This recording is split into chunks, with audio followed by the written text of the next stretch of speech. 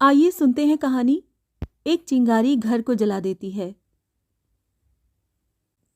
एक समय एक गांव में रहीम खां नामक एक मालदार किसान रहता था।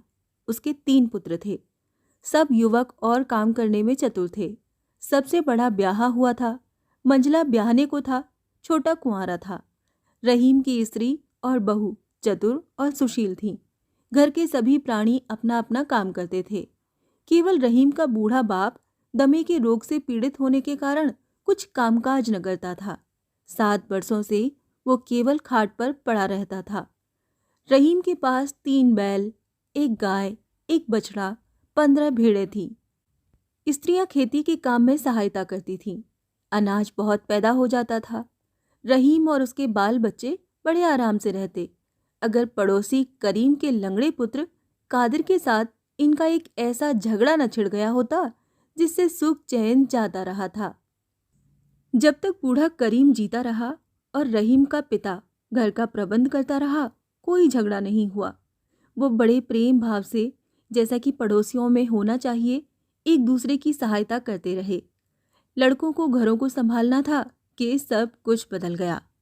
अब सुनिए कि झगड़ा किस बात पर छिड़ा। रहीम की बहू ने कुछ मुर्गियां पाल रखी थीं। एक मुर्गी नित्य पशुशाला में जाकर अंडे दिया करती थी। बहू शाम को वहां जाती और अंडा उठा लाती। एक दिन दैव गति से वो मुर्गी बालकों से डरकर पड़ोसी के आंगन में चली गई और वहां अंडा दे आई। शाम को बहू ने पशुशाला में जाकर देखा तो अंडा वहां न था। सास से पूछा, उसे क्या मालूम था? देवर बोला कि मुर्गी पड़ोसन के आंगन में कुड़कुड़ा रही थी, शायद वहां अंडा दे आई हो। बहू वहां पहुंचकर अंडा खोजने लगी। भीतर से कादिर की माता निकलकर पूछने लगी, बहू क्या है? मेरी मुर्गी तुम्हारे आंगन में अंडा दे गई है, उसे खोजती हूं, तुमने देखा हो तो बता दो। कादिर की मां ने कहा, मैंने नहीं देखा। क्या हमारी मुर्गियां अंडे नहीं देती कि हम तुम्हारे अंडे बटोरती फिरेंगी? दूसरों के घर जाकर अंडे खोजने की हमारी आदत नहीं। ये सुनकर बहू को आग हो गई, लगी बकने। कादिर की मां कुछ कम न थी, एक एक बात के 100 उत्तर दिए। रहीम की स्त्री पानी लाने बाहर निकली थी। गाली गलौज का शोर सुनकर वो भी आ पहुंची। उधर से कादिर की स्त्री भी दौड़ पड़ी। अब सबकी सब इकट्ठी होकर लगी गालियां बकने और लड़ने। कादिर खेत से आ रहा था, वो भी आकर मिल गया। इतने में रहीम भी आ पहुंचा। पूरा महाभारत हो गया। अब दोनों गुथ गए। रहीम ने कादिर की दाढ़ी के बाल उखाड़ डाले। गांव वालों ने आकर बड़ी मुश्किल से उन्हें छुड़ाया, पर कादिर ने अपनी दाढ़ी के बाल उखाड़ लिए और हाकिम परगना के इजलास में जाकर कहा, मैंने दाढ़ी इसलिए नहीं रखी थी जो यूं उखाड़ी जाए, रहीम से हर्जाना लिया जाए। पर रहीम के बूढ़े पिता ने उसे समझाया, बेटा ऐसी तुच्छ बात पर लड़ाई करना मूर्खता नहीं तो क्या है? जरा विचार तो करो। सारा बखेड़ा सिर्फ एक अंडे से फैला है। कौन जाने, शायद किसी बालक ने उठा लिया हो। और फिर अंडा था कितने का? परमात्मा सबका पालन पोषण करता है। पड़ोसी यदि गाली भी दे तो क्या गाली के बदले गाली देकर अपनी आत्मा को मलिन करना उचित है? कभी नहीं। खैर, अब तो जो होना था वो हो ही गया। उसे मिटाना उचित है, बढ़ाना ठीक नहीं। क्रोध पाप का मूल है। याद रखो, लड़ाई बढ़ने से तुम्हारी ही हानि होगी। परंतु बूढ़े की बात पर किसी ने कान न धरा। रहीम कहने लगा कि कादिर को धन का घमंड है। मैं क्या किसी का दिया खाता हूं? बड़े घर न भेज दिया तो कहना। उसने भी नालिश ठोक दी। ये मुकदमा चल ही रहा था कि कादिर की गाड़ी की एक कील खो गई। उसके परिवार वालों ने रहीम के बड़े लड़के पर चोरी की नालिश कर दी। अब कोई दिन ऐसा न जाता था कि लड़ाई न हो। बड़ों को देखकर बालक भी आपस में लड़ने लगे। जब कभी वस्त्र धोने के लिए स्त्रियां नदी पर इकट्ठी होती थीं, तो सिवाय लड़ाई के कुछ काम न करती थीं। पहले पहल तो गाली गलौज पर ही बस हो जाती थी, पर अब वो एक दूसरे का माल चुराने लगे। जीना दुर्लभ हो गया। न्याय चुकाते चुकाते वहां के कर्मचारी भी थक गए। कभी कादिर रहीम को कैद करा देता, कभी वो उसको बंदी खाने भिजवा देता। कुत्तों की भांति जितना ही लड़ते थे उतना ही क्रोध बढ़ता था। 6 वर्ष तक यही हाल रहा।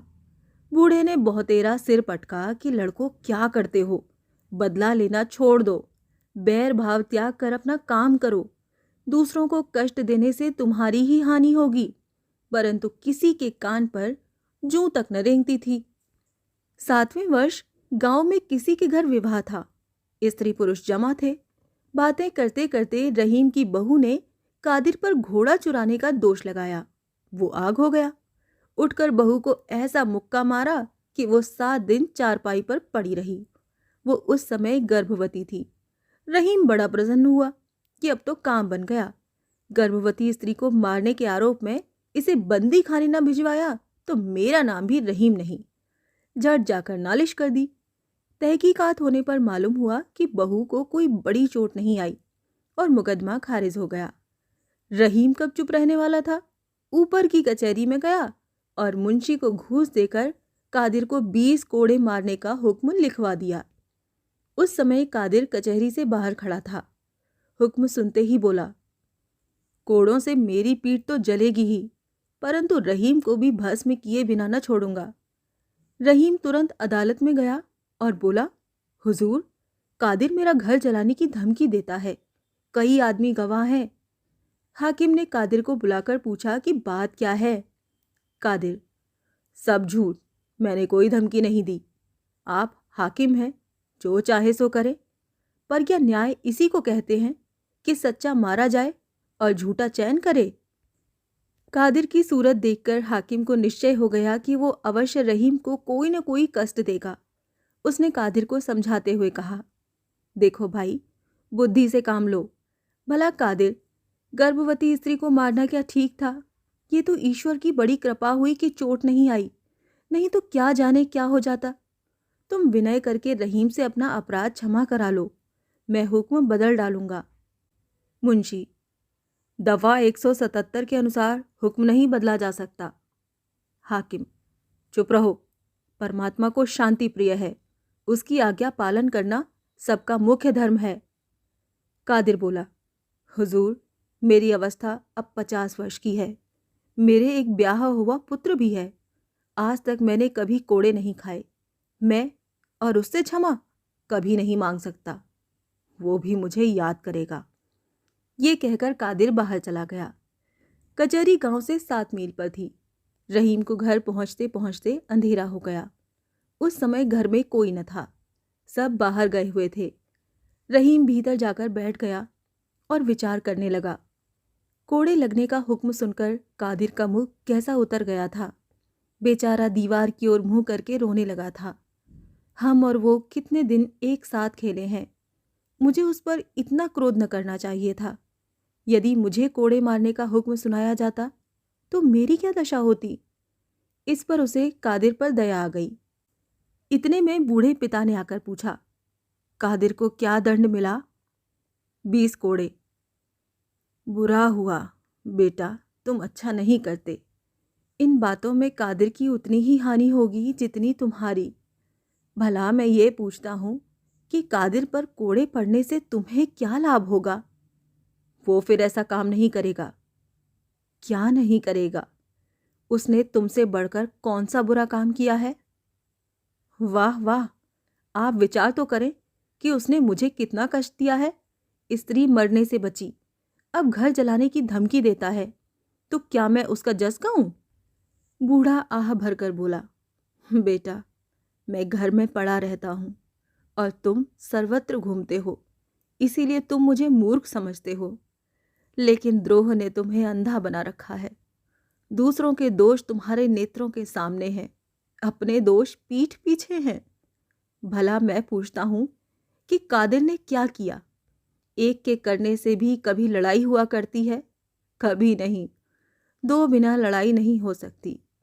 यदि तुम शांत स्वभाव के होते तो लड़ाई कैसे होती? भला जवाब तो दो। उसकी दाढ़ी के बाल किसने उखाड़े? उसका भूसा किसने चुराया? उसे अदालत में किसने घसीटा? तिस पर सारे दोष कादिर के माथे ही थोप रहे हो। तुम आप बुरे हो, बस यही सारे झगड़े की जड़ है। क्या मैंने तुम्हें यही शिक्षा दी थी? क्या तुम नहीं जानते कि मैं और कादिर के पिता किस प्रेम भाव से रहते थे। यदि किसी के घर में अन्न चूक जाता था तो एक दूसरे से उधार लेकर काम चलता था। यदि कोई किसी और काम में लगा होता था तो दूसरा उसके पशु चरा लाता था। एक को किसी वस्तु की जरूरत होती थी तो दूसरा तुरंत दे देता था। न कोई लड़ाई थी न झगड़ा, प्रेम प्रीति पूर्वक जीवन व्यतीत करता था। अब तो तुमने महाभारत बना रखा है। क्या इसी का नाम जीवन है? ये तुम क्या पाप कर्म कर रहे हो? तुम घर के स्वामी हो, यमराज के सामने तुम्हें उत्तर देना होगा। बालकों और स्त्रियों को तुम क्या शिक्षा दे रहे हो? गाली बकना और ताने देना। कल तारावती पड़ोसिन धन देवी को गालियां दे रही थी। उसकी माता पास बैठी सुन रही थी। क्या यही भलमनसी है? क्या गाली का बदला गाली होना चाहिए? नहीं बेटा, नहीं। महापुरुषों का वचन है कि कोई तुम्हें गाली दे तो सह लो, वो स्वयं पछताएगा। यदि तुम्हारे कोई गाल पर एक चपत मारे तो दूसरा गाल उसके सामने कर दो। वो लज्जित और नम्र होकर तुम्हारा भक्त हो जाएगा। अभिमान ही सब दुख का कारण है। तुम चुप क्यों हो गए? क्या मैं झूठ कहता हूं? रहीम चुप रह गया, कुछ नहीं बोला। महात्माओं का वाक्य क्या असत्य है? कभी नहीं। उसका एक एक अक्षर पत्थर की लकीर है। अच्छा, अब तुम अपने इस जीवन पर विचार करो। जब से ये महाभारत आरंभ हुआ है, तुम सुखी हो अथवा दुखी, जरा हिसाब तो लगाओ कि इन मुकदमों, वकीलों और आने जाने में कितना रुपया खर्च हो चुका है। देखो, तुम्हारे पुत्र कैसे सुंदर और बलवान हैं, लेकिन तुम्हारी आमदनी घटती जाती है। क्यों? तुम्हारी मूर्खता से। तुम्हें चाहिए कि लड़कों सहित खेती का काम करो, पर तुम पर तो लड़ाई का भूत सवार है। वो चैन नहीं लेने देता। पिछले साल जई क्यों नहीं होगी? इसीलिए कि समय पर नहीं बोई गई। मुकदमे चलाओ कि जई बो। बेटा, अपना काम करो, खेती बाड़ी को संभालो। यदि कोई कष्ट दे तो उसे क्षमा करो। परमात्मा इसी से प्रसन्न रहता है। ऐसा करने पर तुम्हारा अंतःकरण शुद्ध होकर तुम्हें आनंद प्राप्त होगा। रहीम कुछ नहीं बोला। बेटा, अपने बूढ़े मूर्ख पिता का कहना मानो। जाओ, कचहरी में जाकर आपस में राजीनामा कर लो। कल शबे रात है। कादिर के घर जाकर नम्रतापूर्वक उसे न्योता दो और घर वालों को भी यही शिक्षा दो कि बैर छोड़कर आपस में प्रेम बढ़ाएं। पिता की बातें सुनकर रहीम के मन में विचार हुआ कि पिताजी सच कहते हैं। इस लड़ाई झगड़े से हम मिट्टी में मिले जाते हैं। लेकिन इस महाभारत को किस प्रकार समाप्त करूं? बूढ़ा उसके मन की बात जानकर बोला, बेटा, मैं तुम्हारे मन की बात जान गया। लज्जा त्याग कर जाकर कादिर से मित्रता कर लो। फैलने से पहले ही चिंगारी को बुझा देना उचित है। फैल जाने पर फिर कुछ नहीं बचता। बूढ़ा कुछ और कहना चाहता था कि स्त्रियां कोलाहल करती हुई भीतर आ गईं। उन्होंने कादिर के दंड का हाल सुन लिया था। हाल में पड़ोसिन से लड़ाई करके आई थीं। आकर कहने लगीं कि कादिर ये भय दिखाता है कि मैंने घूस देकर हाकिम को अपनी ओर फेर लिया है। रहीम का सारा हाल लिखकर महाराज की सेवा में भेजने के लिए विनय पत्र तैयार किया है। देखो क्या मजा चखाता हूँ। आधी जायदाद न छीन ली तो बात ही क्या है। ये सुनना था कि रहीम के चित्त में फिर आग दहक उठी। आषाढ़ी बोने की ऋतु थी। करने को काम बहुत था। रहीम भूसौल में गया और पशुओं को भूसा डालकर कुछ काम करने लगा। इस समय वो पिता की बातें और कादिर के साथ लड़ाई सब कुछ भूला हुआ था। रात को घर में आकर आराम करना ही चाहता था कि पास से शब्द सुनाई दिया, वो दुष्ट वध करने योग्य ही है, जीकर क्या बनाएगा। इन शब्दों ने रहीम को पागल बना दिया। वो चुपचाप खड़ा कादिर को गालियां सुनाता रहा।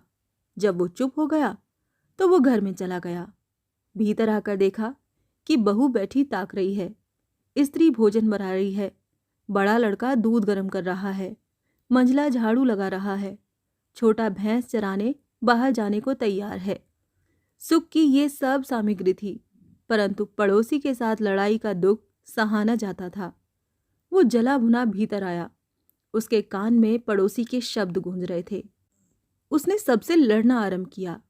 इतने में छोटा लड़का भैंस चराने बाहर जाने लगा। रहीम भी उसके साथ बाहर चला गया। लड़का तो चल दिया, वो अकेला रह गया। रहीम मन में सोचने लगा, कादिर बड़ा दुष्ट है। हवा चल रही है, ऐसा न हो पीछे से आकर मकान में आग लगाकर भाग जाए। क्या अच्छा हो कि जब वो आग लगाने आए तब उसे मैं पकड़ लूं। बस फिर कभी नहीं बच सकता, अवश्य उसे जेल जाना ही पड़ेगा। ये विचार करके वो गली में पहुंच गया। सामने उसे कोई चीज हिलती दिखाई दी। पहले तो वो समझा कि कादिर है, पर वहां कुछ न था। चारों ओर सन्नाटा था। थोड़ी दूर आगे जाकर देखता क्या है कि पशुशाला के पास एक मनुष्य जलता हुआ फूस का पूला हाथ में लिए खड़ा है। ध्यान से देखने पर मालूम हुआ कि कादिर है। फिर क्या था, जोर से दौड़ा कि उसे जाकर पकड़ ले। रहीम अभी वहां पहुंचने न पाया था कि छप्पर में आग लगी। उजाला होने पर कादिर प्रत्यक्ष दिखाई देने लगा। रहीम बाज की तरह झपटा, लेकिन कादिर उसकी आहट पाकर चंपत हो गया। रहीम उसके पीछे दौड़ा। उसके कुर्ते का पल्ला हाथ में आया ही था कि वो छुड़ाकर फिर भागा। रहीम धड़ाम से पृथ्वी पर गिर पड़ा। उठकर फिर दौड़ा। इतने में कादिर अपने घर पहुंच गया। रहीम वहां जाकर उसे पकड़ना चाहता था कि उसने ऐसा लठ मारा कि रहीम चक्कर खाकर बेसुध हो धरती पर गिर पड़ा। सुध आने पर उसने देखा कि कादिर वहां नहीं है। फिर कर देखता है तो पशुशाला का छप्पर जल रहा है। ज्वाला प्रचंड हो रही है और लपटें निकल रही हैं। रहीम सिर पीट कर पुकारने लगा, भाइयों, ये क्या हुआ? हाय, मेरा तो सत्यानाश हो गया। चिल्लाते चिल्लाते उसका गला बैठ गया। वो दौड़ना चाहता था, परंतु उसकी टांगें लड़खड़ा गईं। वो धम से धरती पर गिर पड़ा, फिर उठा। घर के पास पहुंचते पहुंचते आग चारों ओर फैल गई। अब क्या बन सकता था? भय से पड़ोसी भी अपना असबाब बाहर फेंकने लगे। वायु के वेग से कादिर के घर में भी आग लग गई।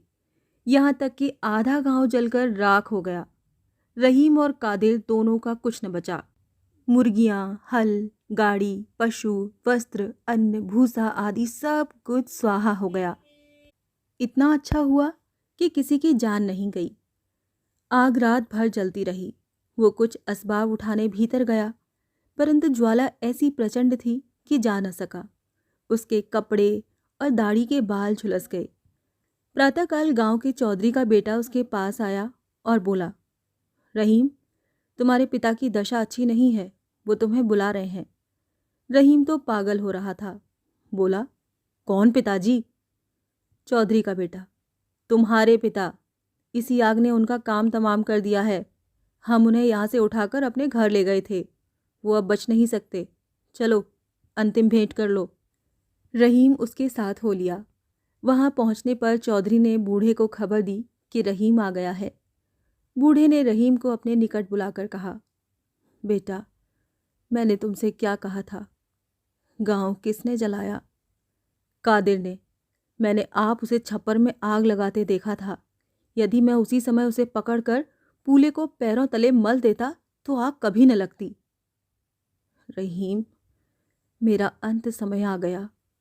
तुमको भी एक दिन अवश्य मरना है, पर सच बतलाओ कि दोष किसका है? रहीम चुप हो गया। बताओ, कुछ बोलो तो। फिर ये सब किसकी करतूत है? किसका दोष है? रहीम आंखों में आंसू भरकर बोला, मेरा। पिताजी, क्षमा कीजिए। मैं खुदा और आप दोनों का अपराधी हूँ। रहीम, हाँ पिताजी। जानते हो ना अब क्या करना उचित है? मैं क्या जानूं, मेरा तो अब गांव में रहना कठिन है। यदि तू परमेश्वर की आज्ञा मानेगा तो तुझे कोई कष्ट न होगा।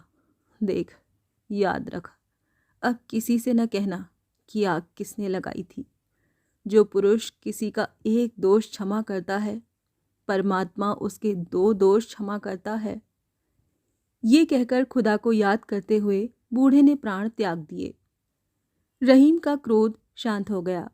उसने किसी को न बतलाया कि आग किसने लगाई थी। पहले पहल तो कादिर डरता रहा कि रहीम के चुप रह जाने में भी कोई भेद है। फिर कुछ दिनों पीछे उसे विश्वास हो गया कि रहीम के चित्त में अब कोई बैर भाव नहीं रहा।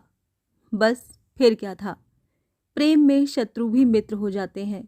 वो पास पास घर बनाकर पड़ोसियों की भांति रहने लगे।